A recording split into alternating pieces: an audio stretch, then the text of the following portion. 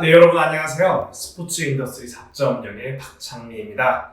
오늘의 주제는 바로 따끈따끈한 4차 산업혁명에 대해서 이야기해 볼 건데요. 저희가 아주 특별한 분을 모셨습니다. 바로 AI 전문가 오야마 박사님입니다. 오야마 박사님! 반갑습니다. 안녕하세요. 반갑습니다.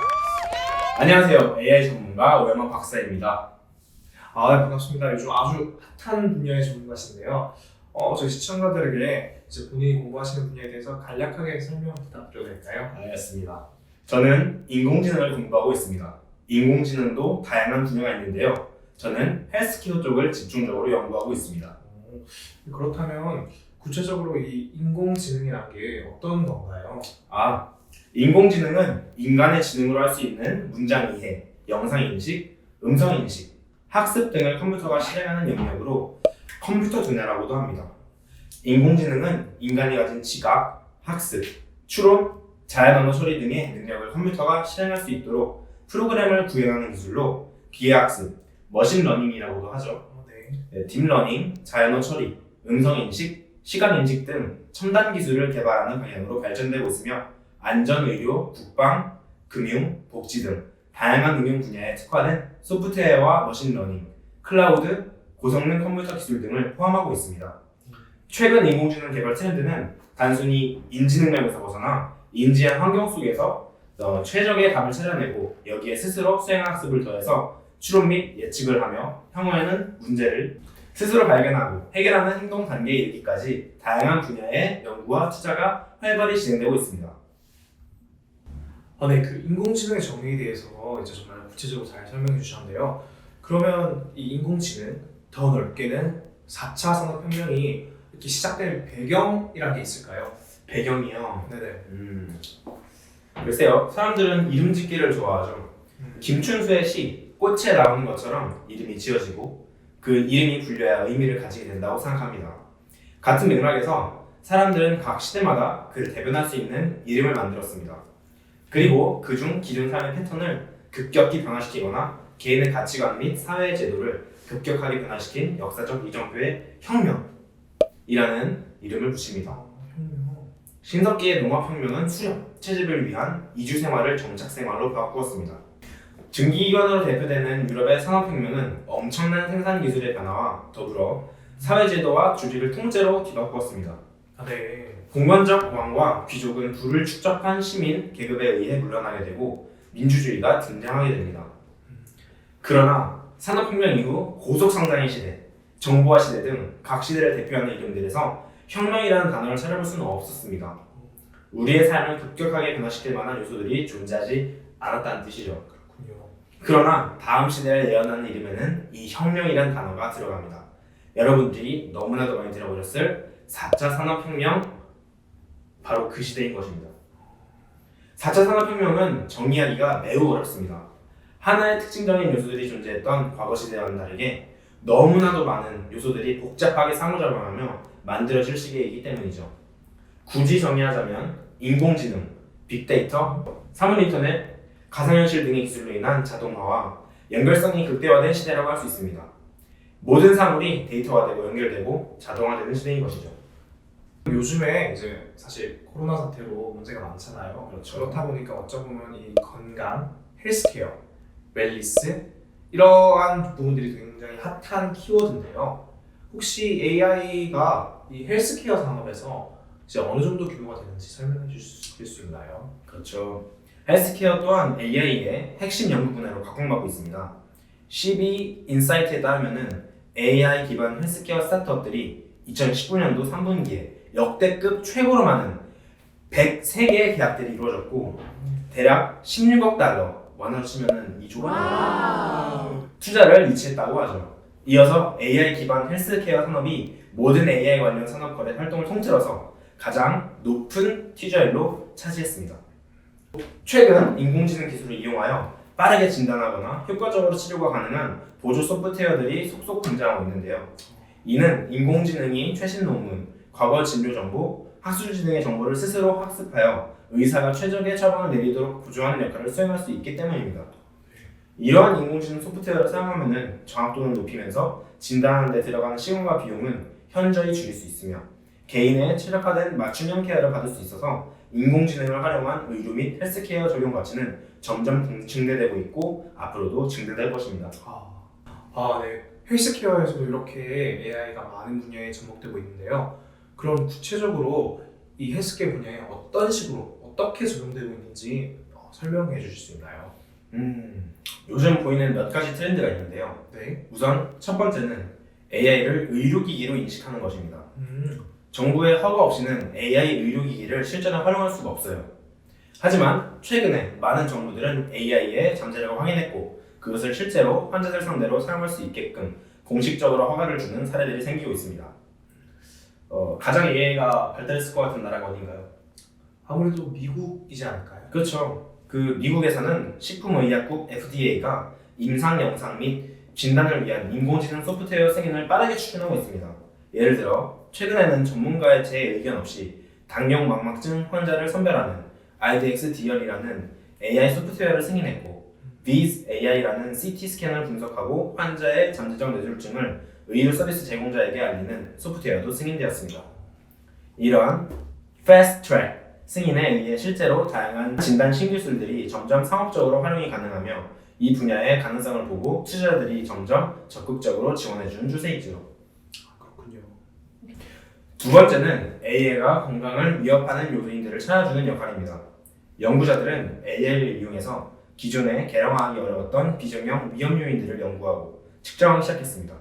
2018년도 네이처에 발표된 논문에 따르면 구글의 연구진은 인공신경만을 망막상 연구에 이용해서 심혈관 위험 인자를 찾아냈다고 합니다. 연구 결과에 따르면 망막상을 통해 연령, 성별, 흡연 패턴 등 위험 요인들을 파악할 수 있었을 뿐 아니라 기존에 보고되지 않은 정밀도 정도까지 수량화 가능한 것으로 나타났다고 하죠. 다른 흥미로운 사례는 Beyond Barbarian은 이스라엘 스타트업의 혁신적인 기술입니다. 이 회사는 AI를 활용해서 관상 동맥 질환 (CAD) 환자의 뚜렷한 음성 특징을 찾아냈다고 하죠.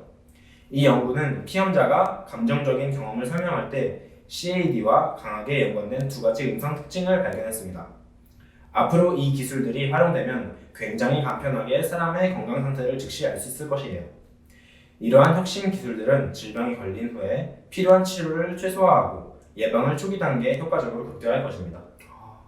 세 번째는 정보와 서비스의 상호 운용입니다.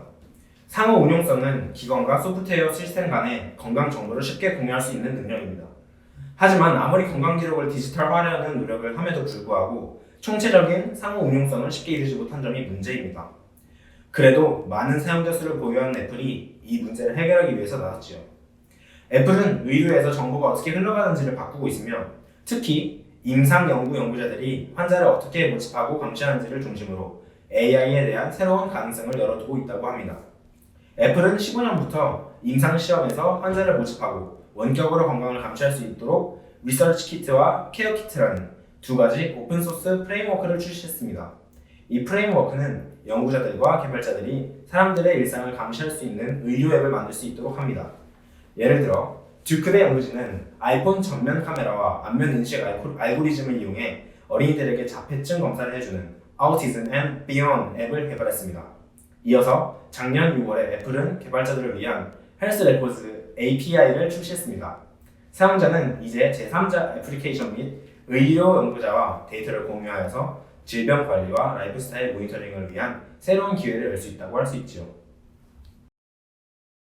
마지막으로 바로 AI를 활용해서 집에서 간편하게 사용자가 DIY, 다른 말로는 Do It Yourself 진단을 할 수 있는 것입니다. 인공지능이 스마트폰과 웨어러블 기기들을 강력한 가정용 진단 도구로 바꾸고 있습니다.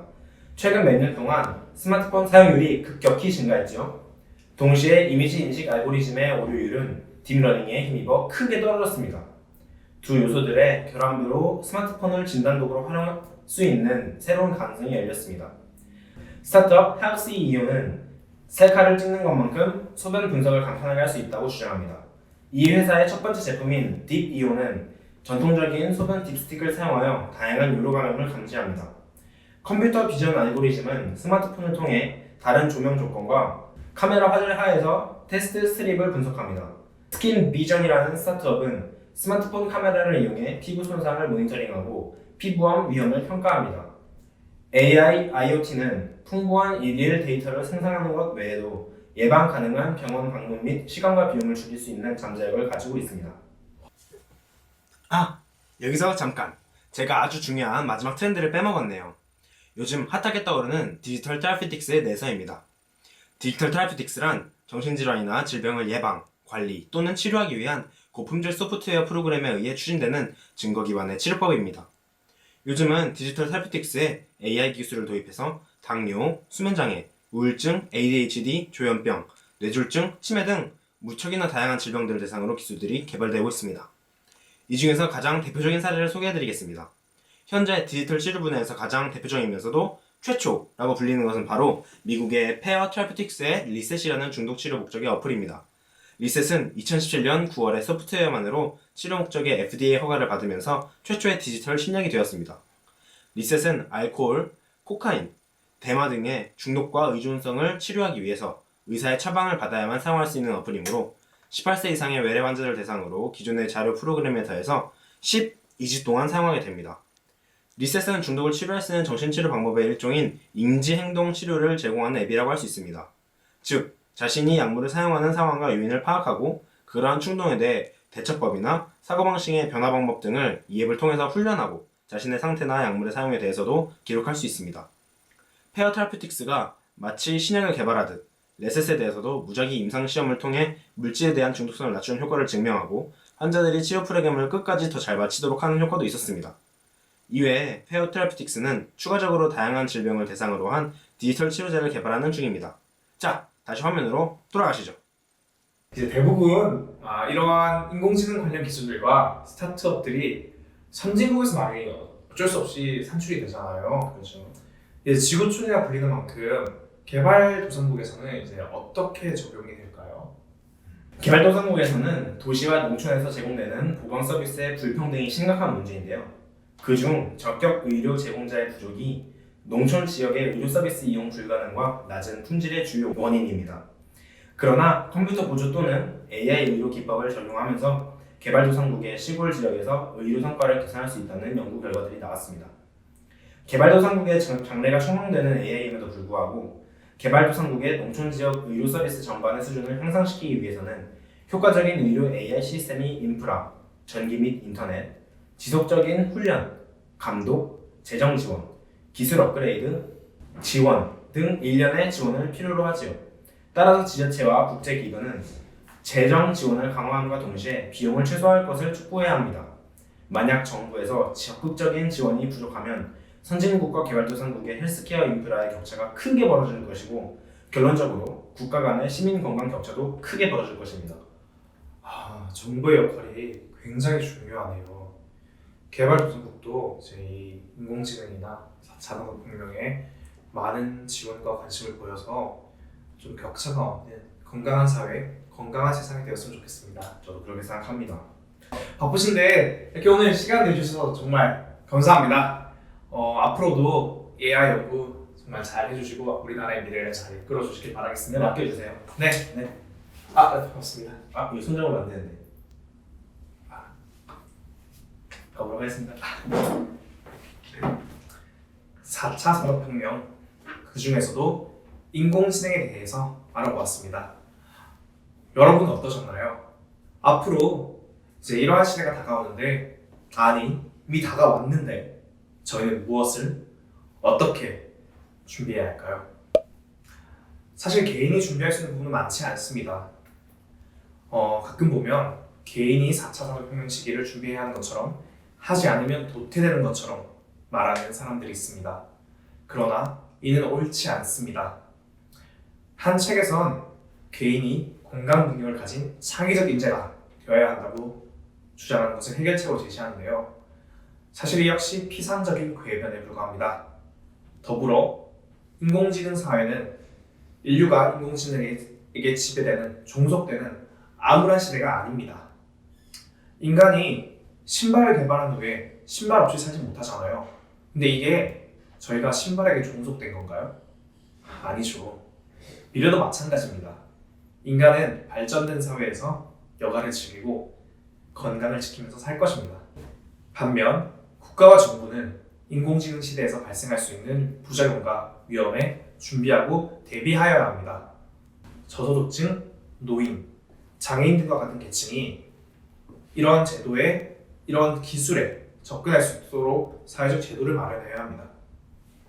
증가하는 빈부격차를 줄이고 계층 갈등을 완화시켜야 됩니다. 그럼에도 불구하고 나는 조금이라도 앞서나가고 싶다. 그런 사람들이 있을 건데요. 욕심쟁이들. 그런 분들에게 제가 어떻게 보면 조그만한 팁을 드리고자 합니다. 첫 번째, 미래의 AI는 나의 자리를 차지할까?에 대한 질문에 대한 답을 드리겠습니다. 여러분의 직업이 얼마나 대체 가능한지, 그리고 미래에 어떻게 바뀔지 뉴스, 논문, 통계 등을 적극적으로 알아보는 것입니다. 고위험 산업에 종사하고 있다는 것을 만약 지금이라도 안다면 교체를 막고 고민해보고 조치를 취할 수 있을 것입니다. 두 번째, 전문 지식을 습득한다. 기술, 지식, 경험이 많을수록 교체되거나 자동화될 가능성이 적습니다. 그리고 다양한 것에 도전하고 새로운 지식을 습득하십시오. 혹시나 여러분의 자리가 AI로 대체될 경우 그동안 쌓아두었던 기술들과 실력을 기반으로 조금이나마 더 순조롭게 더 새로운 기회를 찾을 수 있을 것입니다. 세 번째, 유행에 앞서라. 기술의 발전, 이러한 기술들의 수요, 새롭게 설립되는 스타트업 등 AI 시대의 큰 흐름을 보면서 그 안에서 세세하게 관찰하고 유행을 발견하십시오. 여러분들의 의견이 어떤지 모르겠습니다. AI 시대를 경계하실 수도 있고 저처럼 반갑게 환영하실 수도 있습니다.